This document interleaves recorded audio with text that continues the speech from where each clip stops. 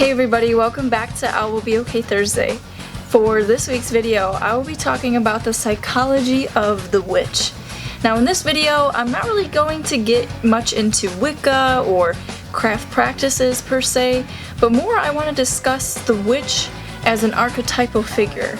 The witch as what it represents to society and why we constantly see, witch represented in movies, in music, and in pop culture in general, and what this means about us as a collective, and what it means for women as individuals.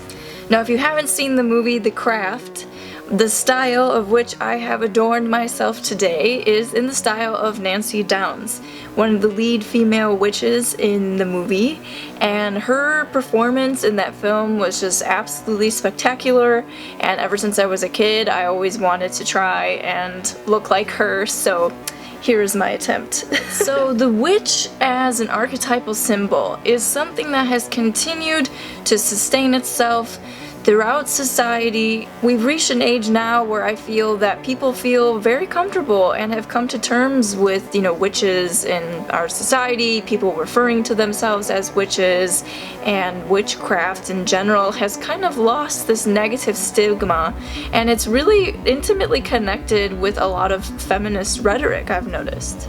So I want to break down what a witch really has been symbolized as. And when we see it in movies and we hear about it in music and such, it's usually about a strong, wise, very individualistic woman. Sometimes the woman will be portrayed as evil and sometimes good, but no matter what, they always have some kind of special powers.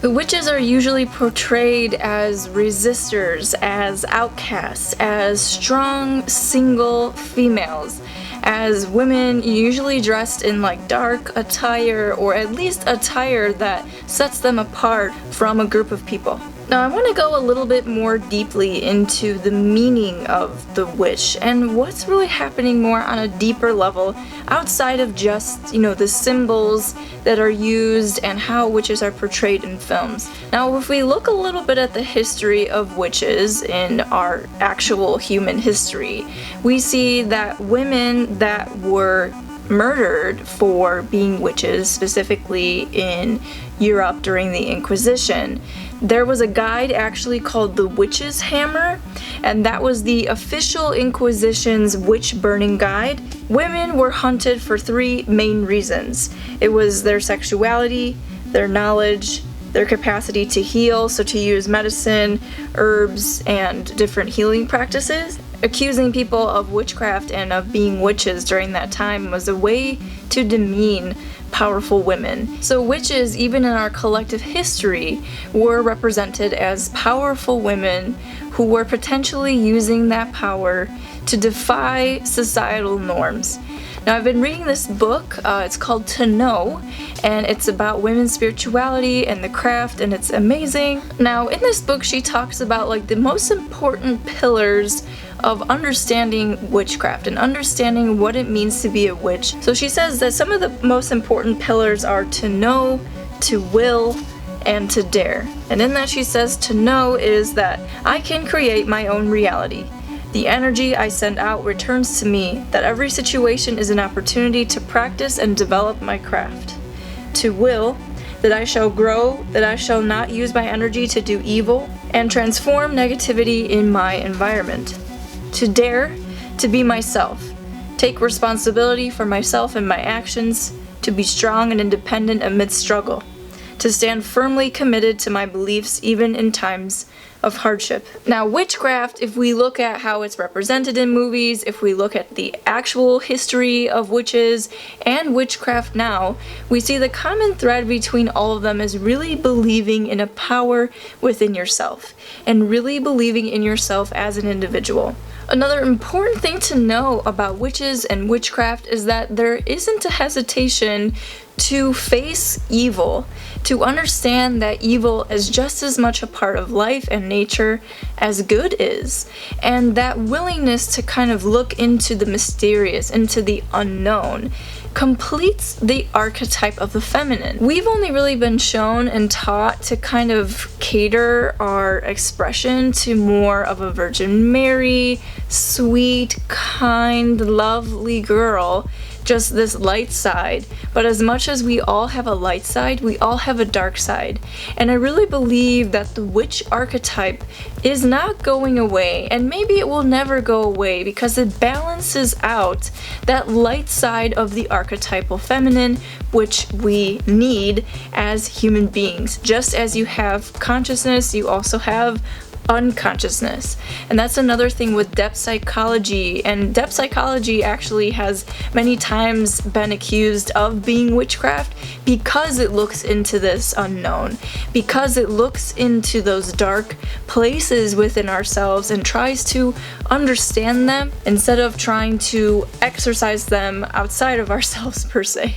One thing that is very often spoken about in Jungian studies is the issue with one-sidedness. If you're too positive for too long, eventually something bursts inside of you in order for you to feel negative. I believe that the witch archetype has continued to prevail itself throughout human society because it's needed, because it's necessary, because the individual lives of women have still on so many levels not been lived out.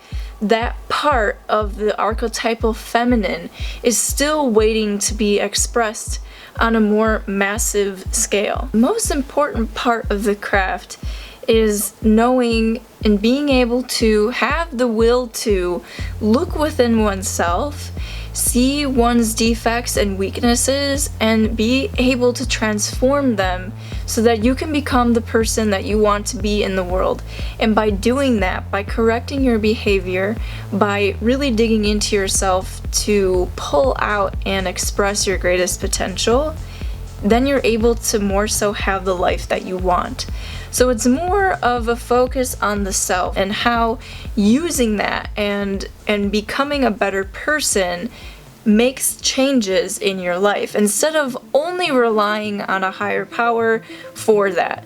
Now, I personally think that there has to be a balance. There has to be a balance of personal accountability and responsibility, and also trust in things that you can't control. Now, when people just think it's just them, I feel like some things tend to happen which make you realize, like, oh, there are things that are just not in my control. But when you rely too heavily on a higher power, then you take away your own individual responsibility, which I think is incredibly bypassing, as I've said in many videos. And I think that that takes away a very important opportunity for our self-growth when we don't take that responsibility within ourselves. Now, another way that depth psychology comes into play here is Jung is famous for saying a quote that's somewhere along the lines of like, unless you make the unconscious conscious, then it will play out in your life as fate. And I think that's another important aspect of the craft, because there has to be a real pursuit to continue to know the self. And sometimes that happens through being able to recognize patterns and then redirecting those patterns so that you stop playing out maybe painful patterns in your life. And that's how, people can be fabulous witches. This symbol of a witch flying, usually like over the city with like a broom. And brooms are quite usually symbols of like domestication, of keeping a house clean, and of usually, women have been domesticated for centuries, and the ones who have been told like, it's your job to clean the house, blah, blah, blah. But an individual woman flying on a broomstick, not using it as a way to clean and not using it to aid more into the domestication of women, but using it as a tool to soar herself, to fly, to see above society. I feel like witches are also, again, like this counter symbol to the wife and the mother, and not that there's anything wrong with that, but again, there's this balance and this not, one-sidedness of one of the other. They complete each other. So if you haven't seen the movie The Love Witch, I don't recommend it. It's not a very good film, to be honest. However, in the film, they do comment on really important things in society in terms of feminism and how women are treated. And one thing that one character says in the film is that we're taught that women's emotions and women's intuitions are illnesses that need to be cured. And that is very true. I know, we've all heard this before. People always say, women are crazy, women are super emotional. And I feel like in my life, for a while, I thought I was crazy for so long because I'd have these voices inside me saying things like, don't do that, don't talk to that person, don't date this guy, something is wrong here, something is wrong here. And I would stuff it back, and that turned into anxiety. That turned into overthinking, not really genuinely listening to my emotions and my intuitions. So as I've gotten older and I've learned to lean into that more, I've honestly have way less anxiety. I don't overthink anymore. I used to be the master overthinker. All of my friends are like, oh my god, you overthink so much. You're just always overthinking. Your problem is that you overthink. That's what people always say to me. I don't overthink anymore because I just listen to myself more, and it took so much trial and error and so much pain. But I think an important part of the craft and an important part of women's individual empowerment is really leaning into and listening to our emotions and listening to our intuitions and seeing those more as a guide and really being able to trust them. Carl Jung was somebody who really talked a lot about intuition and the importance of intuition. He talked about how people who are highly intuitive tended to have a really difficult life, but then really learning how to use that power and respect it, they live a really special and beautiful life because of that intuitive power. And I think that people who feel connected to the craft or feel connected to the witch as an archetypal expression in society, it's not just that, the importance of intuition, the importance of being an individual, but it also symbolizes this ability to achieve wholeness as a woman. And we're taught as women to be so rigid within ourselves, being in the world that we're in and being taught to be nice is one of the most dangerous things that women are taught. And with the archetypal symbol of a witch, we see more of an acceptance and more of an allowance to be more stern, to be more assertive, to tap into that darkness a little bit more instead of just that lightness. I think in the first ever vlog I made on this channel, I brought up this book, The Cat, which is by Louise von Franz, and this book is just it's a book I hold really close to my heart, and I think that there are books that just come into our lives at the most perfect moments sometimes, and I think that's one of the most magical aspects of life. And so, of course, we know that the cat, and specifically the black cat, is a really important symbol which usually accompanies the witch. Now, in this book it says, the whole devilish aspect of the cat, its witch aspect, has only come into the foreground since the time of Christianity. This has to do with the patriarchal banishing of the feminine shadow. Generally, women who had a certain originality were accused of being witches. Over time, the persecution of witches became coupled with persecuting the individual element in women. That led to the persecutions, and with it went historically, absolutely simultaneously, the vilification of the cat, calling it a witch animal, destructive, a bringer of bad luck, and so on. The projection fell especially onto the black cat, which is still felt to bring bad luck when it crosses one's path. Thus, the cat has also very much to do with the independent individuality of the feminine. So now we must ask ourselves, how is the archetype of the witch useful for us? And the ways that the witch archetype are useful for especially women is it allows us to believe in ourselves It allows us to believe in our own power. It allows us to believe in our own individuality. It allows us to believe in our intuitions, in our emotions, and not see them as illnesses. It allows us to be able to look into our dark sides and approach the collective and personal unknowns and mysteries of life without fear. It allows us to seek actual wholeness in our humanity and not just this one-sided lightness that is impossible for humans to truly achieve.